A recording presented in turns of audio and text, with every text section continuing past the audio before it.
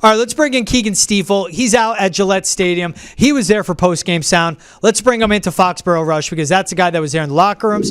He was at the podiums. He was hearing them. Keagan, you heard Jahmai and I talk about this 25-22 win, but what jumped out to you from what you saw from that Patriots team today? Yeah, I mean, if you were looking for a response, I don't know if you could have got a better one. Not just with a win. You know, you see 25-22 back in the win column, huge thing. But the resilience, and that's a word we heard a lot in post game, whether it was Gerard, Keon White, Kayshon Boutte, whoever you talked to, the word resilient came up, and I think you saw individual examples of that throughout the game. Kayshon Boutte, like Jahmai mentioned, couple drops to start. You're paying this guy. This is the guy who earlier this week came out and admitted that he started demanding the football. He needed the ball more because he was making plays, and then he drops his first 2 targets, and you're thinking, oh Jesus, this is going to go straight downhill.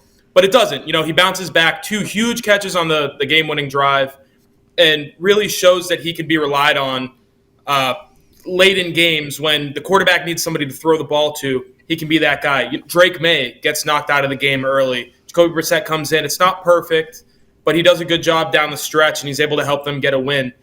No matter where you looked, Kyle Duggar, like you mentioned, George, out. Del Pettis is stepping up. Jalen Hawkins. Jonathan Jones, who is not a safety by trade, he's done a little bit in the past. He comes in, he's playing a little bit of safety. People are doing not what they're typically asked to do, but what they need to help the team get a win. That was a tough win. You saw it down at the goal line, 1-yard run to win the game. You need a yard. Everybody in the world knows you're going to run it. Can you get it? They did. So if there's nobody better in New England to be right now than Drake Maye, because I think what he said last week very clearly got through to his team, and they stepped up when he needed them to step up. Yeah, some vindication from Mayo this week, certainly going into this week. But also, I think we all use the phrase like doing what they needed to. This is certainly probably the overarching theme for this victory, Keagan. And I think George and I both gave kind of our key takeaways. What is some things that stood out to you about this week's Patriots victory, the biggest takeaway? So this is me plugging NESN.com and the articles that I think my team, everybody on the team that I'm on does a great job. But, before the week coming in, I was thinking the Jets pass rush, they're getting Hassan Reddick back. And that's a guy who very clearly is looking to get some numbers and get paid this offseason. So I thought there's going to be some opportunity here for them to run the ball, not just, in the typical run game, you're handing the ball off to Rhamondre Stevenson, but for Drake Maye to use his legs. He looked like Drake Vick out there for the first quarter of the game. 3 rushes, 46 yards, and a touchdown. I mean, that was huge. And then he gets knocked out, and you have to completely change your offense. Yep. When Drake Maye's in the game versus when Jacoby Brissett's in the game. They're 2 different quarterbacks. I don't think they could be more diametrically opposed in terms of how they play football. Drake can move. He's an athlete. He likes to play off schedule. Jacoby Brissett, the second things get off schedule, throw the ball away and let's live to see another down. So in the second quarter, you saw Alex Van Pelt kind of struggled to figure out how he would translate things back to what they were doing in the early portion of the season. And then in the second half, they come out 3 scoring drives out of, I believe it was 6 drives, so 50% with a backup quarterback. I think the resolve from the offense was huge. They came into the game with one plan.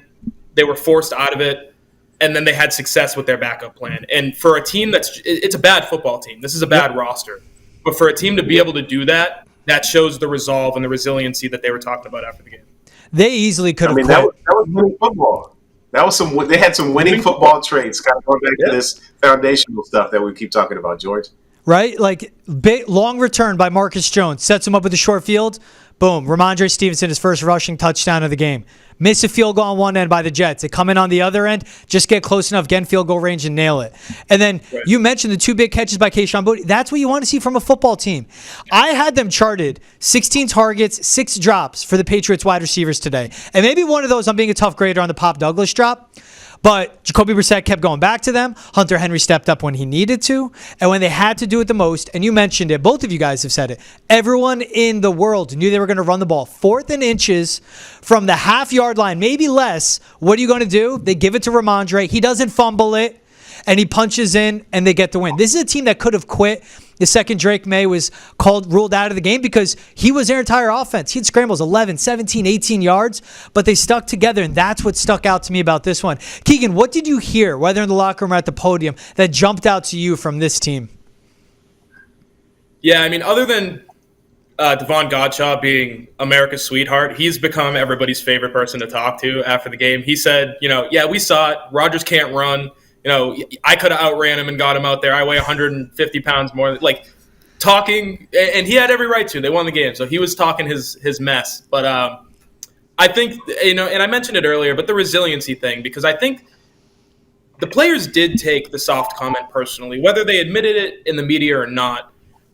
I think all of them felt some sort of way about it, and the question was, are they going to allow this to have a negative effect on them, or are they going to turn things around and let it motivate them? And I think you saw it, and we heard Austin Hooper, backup tight end, he's playing about half the offensive snaps, and he came out and said, he was like, I don't think everybody liked it, but the way the tight end room looked at it was, this is a challenge, and are you going to respond to the challenge, or are you going to prove him right? And we don't have to prove him wrong. We don't have to look at it that way, but we have to prove ourselves right, that we are playing the right way. We are doing the fundamental things that we need to do to help the offense be successful. Earlier in the week, Drake Maye said the wide receivers for the love of the game routes, when your job essentially is to run as fast as you can down the field, knowing you're not going to get the ball, but to open things up for a teammate. They weren't doing that. And today they did do that with a backup quarterback in there when they were trailing, going down to try to win the game. These guys stepped up, they did what was asked of them from the coaching staff, and they found success. And I think this could be a big turning point for them, where you've seen it work now. And earlier in the season, you were doing the right things against Seattle, and then the coaching staff messed it up at the end of the half and the end of the game. This way, this game, they listened to the coaching staff, and it worked. So now they're more inclined to start listening. If they need us to do this, clearly they know what they're talking about. It can help us go get a win. So I think this could be a big thing moving forward. Obviously, they have to build on it. But like Jahmai mentioned earlier, you're playing Tennessee next week, so rattle off a couple wins in a row, and this team can be feeling pretty good about itself.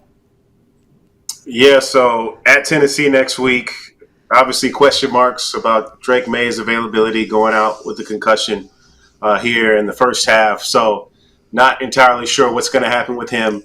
It didn't look like a major blow, like some of those shots that knock guys out, but anytime you're getting hit in the back of the head, obviously – right. Some of those things, like even you think about in boxing, they call it a rabbit punch. It's illegal. So guys don't get hit back there because it causes a lot of damage and can be very hurtful, which we've seen, obviously, him go out with a concussion. But Jacoby Brissett comes in this game, leads them to victory. I'm curious, two things. Could we see him as a starter next week? And also, what kind of was the reception when he was entering this game as a quarterback? Because I'm not sure if it came off the same as I listened on the telecast, but it sounded like there were some boos coming down. There were a lot of boos. It was about everybody in the stadium that wasn't there for work was booing. Okay, so my team messed up. No, CBS did a great job with the audio today. It was loud, yeah, and you heard a lot of. It wasn't like boos, like, oh, we're pissed off because we have to see this guy. It was just like, oh, not again. We've gone through this so many times, and I feel bad for Jacoby because he came out and he's going out there to try to do his job as the backup quarterback, and they didn't even give him a chance before they booed him. But obviously, it worked out well for him. In terms of the first question, do we see him next week? The NFL is very, very cautious with these concussions, even more so than they have been in the past, even more so than last year. I think Tua Tagovailoa's situation has put a microscope on it. So I would imagine it'll be damn hard for Drake Maye to get out of it in a week. I don't think any players have this year, from Sunday to Sunday, made it back. So I would imagine Jacoby Brissett's your starter. It gives Maye time to obviously get healthy, but then start preparing for a game. If you make the decision early in the week that, here, this is Jacoby's week, you're going to be inactive, Joe Milton will be our backup next week, it doesn't only give him time to heal, but maybe start preparing for the week after, because they're going to go back to him as soon as he's healthy. It's just a matter of when and if he can come off the concussion or get out of the protocol. Yeah, Gerard Mayo was saying after the game, he saw him at halftime. He wanted to go back in because he's a competitor. obviously has to go through protocol, and they're looking forward to getting him back. We will see. That's a thing, that everything's magnified, even with Tua making his return this past Sunday for them. Interesting, the boos rain down. I understand it, but it's not like Drake Maye was benched and then Jacoby was brought in. Like, the guy had a concussion. Right. What else do they want him to do? Like, do they want to trot out Marcus Jones at quarterback and just run a wildcat? But I understand it. For the fans to come to their defense, it's a little tough. There's no announcement like, hey, guys, Drake Maye has a concussion. They have no idea. Most people are on Twitter, but not everybody is. You know, a guy my dad's age, his buddy down in Union, whatever number, he's not going to know that Drake Maye's hurt until after the game and he watches TV. So I'll come to his defense only just this one time. All right. Okay. Well, yeah, I thought that was pretty peculiar, but to your point, it was no announcement, and even on the telecast, they were also wondering about what was going on, so it wasn't reported until later. So I kind of understand. People may have thought that this was just a quarterback switch, but the offense was moving efficiently. So if you're even a casual football fan, of all time. Yeah, exactly. Right. So very strange, But I guess it's all not rainbows and butterflies, even though they did win the game. They really didn't put up the yards on the ground as you thought maybe would be as much. I mean, right. I think, what was it? Rhamondre Stevenson, under 50 yards rushing. He did find the end zone, obviously caught the 2-point conversion, but 5-6 games, 82 yards rushing or less at 151, which is the anomaly at Miami. But what do you think about this Patriots run game? How do they get this going and get it going where it's getting a lot of yards and kind of being able to control the game in that way? I would come here with ideas, but I think the Patriots have exhausted all of their options. You know, Lessida Smith, who they signed off of Green Bay's practice squad earlier this week, he was playing fullback, and Jaheim Bell was playing fullback. And on the touchdown, they brought in 2 eligible offensive linemen to get an extra push. They're doing everything they can. I don't know why it worked so well early in the season, and it's fallen back to the way it is. Rhamondre Stevenson has been very clear in the fact that he prefers a power run game. He doesn't like the zone read stuff. He doesn't like, gap schemes. But that's what they run now. So he's going to have to get used to it, because you can't just, in the middle of a game, switch your offense because your running back likes it more. So I think he'll have to get better with that. He'll also have to get healthy. He's been dealing with an ankle for going on a month now.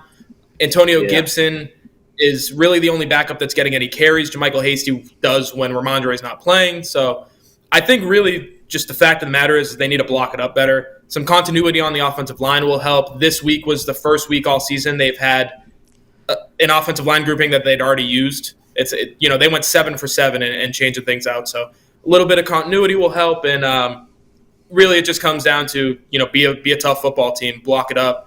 Go get 3 or 4 yards a pop. They can't afford the 5-yard losses like we saw today. If you can eliminate that, they'll be all right. Yeah, it was a lot of positive plays, especially. It's just literally just move forward.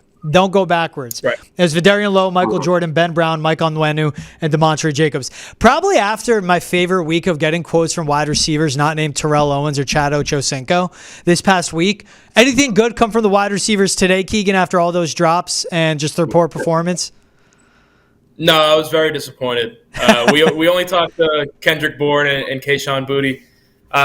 Boutte had a little bit of, he said any ball that touches his hands, he should be able to catch. But that was more him saying, the drops are unacceptable. I need to fix that. It wasn't really I'm the best wide receiver on the planet despite the drops, which I think what some people might have expected.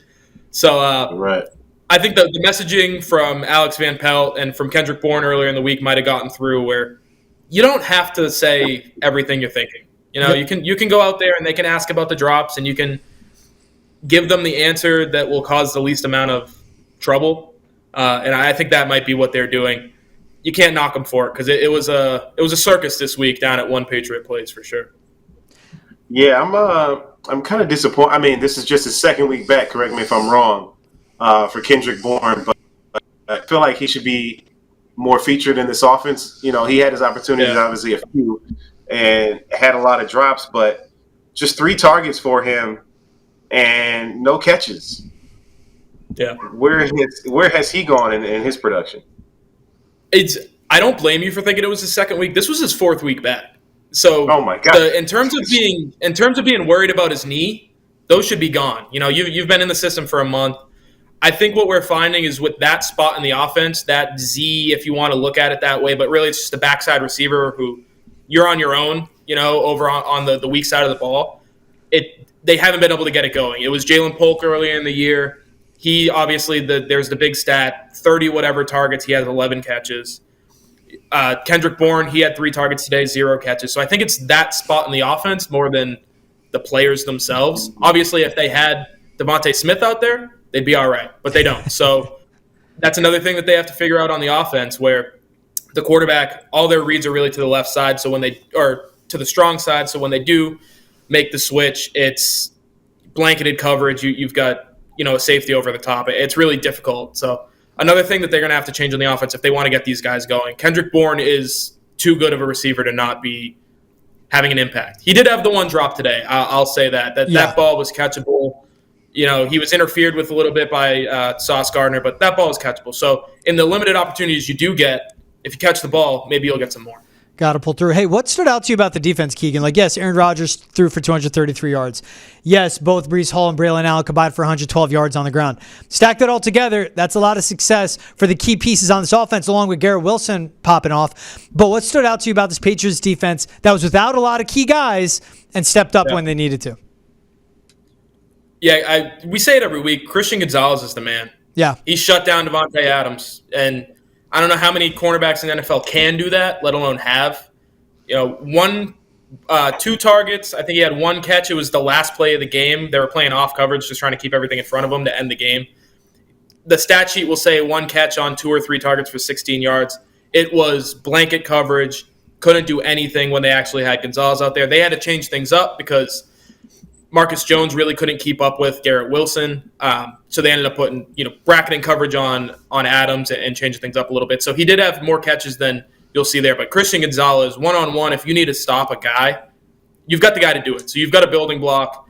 And then I'll say at linebacker, Christian Ellis is a guy who's taken a lot of flack in recent weeks just because the linebacking crew as a whole, without Juwan Bentley, has been terrible. He's stepped in and taken on a little bit more every week, and he exploded this week. 9 tackles. He had a sack, a tackle for loss, multiple pressures. Having a guy in the middle of your defense that will just make the play that is in front of him is huge, and they have that in him. So they found their middle linebacker moving forward. I think you'll see a lot more of him. They'll try to move him around and give him opportunities to make plays because he is a playmaker. He's their most athletic guy back there, and he did a great job this week. Yeah, the ugliest play we saw for Christian Ellis today was that his coverage in Breece Hall, but Breece Hall is going to do that to a lot of middle linebackers in the NFL where he drew that DPI. You mentioned that Drake Maye was pointing out that Christian Ellis. Any comments you hear about Alex Van Pelt and the job he did today? Because we saw, when Drake Maye scrambled for that score, it looked like it was like a handshake with the feet between Drake Maye and AVP. I don't know what it was, but you saw how elated they were that we've seen game by game Drake Maye do more. He did more with his legs today, albeit he had just 3 drives to work with. Yeah, we don't get to talk to the coordinators after the game. It would be nice if we could, because I would have asked about that's the worst handshake I've ever seen in my life. It was so confusing. What was that? It was that.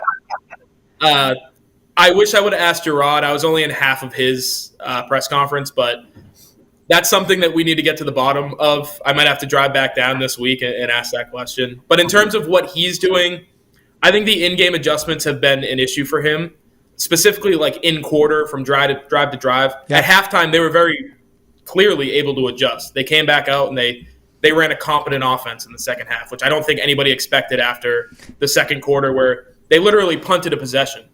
And I was in favor of that because you got a new quarterback in there. You're changing up your offense. Let's not push.